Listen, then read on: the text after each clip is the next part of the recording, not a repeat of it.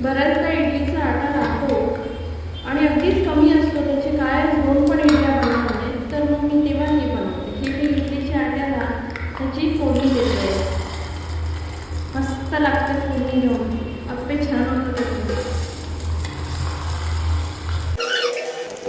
आता मी याच्यात ऑलरेडी तुपाची फोडणी दिली आहे, तर मी यात तूप नाही टाकत आहे, स्प्रेने ऑइल जस्ट हे करते.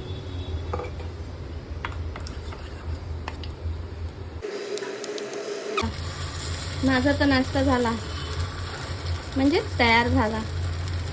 एवढंसं इडलीचा आटा होता, तर त्याच्यानी 2 मिनटं झाले आहेत. मी आता पलटते याला. थोडेसे अजून लाल होऊ द्यावेत ॲक्च्युली.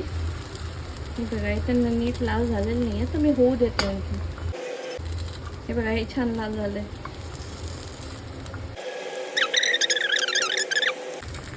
बरेच जण एवढंसं इडलीचा आटा आहे तर फेकून पण देतात, पण ते न करता मुलांचा डबा पण यात छान तयार होतो, नाही का?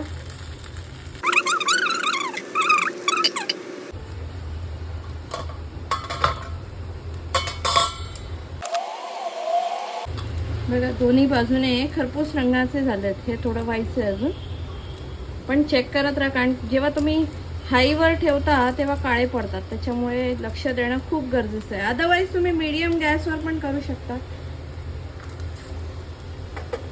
अप्पे दोन्ही बाजूनी खरपूस रंगाचे झालेत, तर ह्याला आपण काढून घेऊया.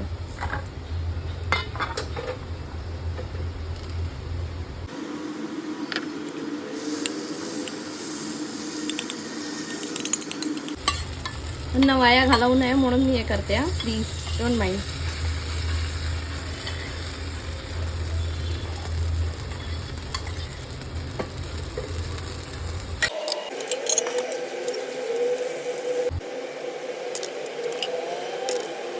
झाले तुमचे अप्पे. बघा केवढे झाले. आपल्यासाठी एवढं पण भरपूर होतं, नाही का?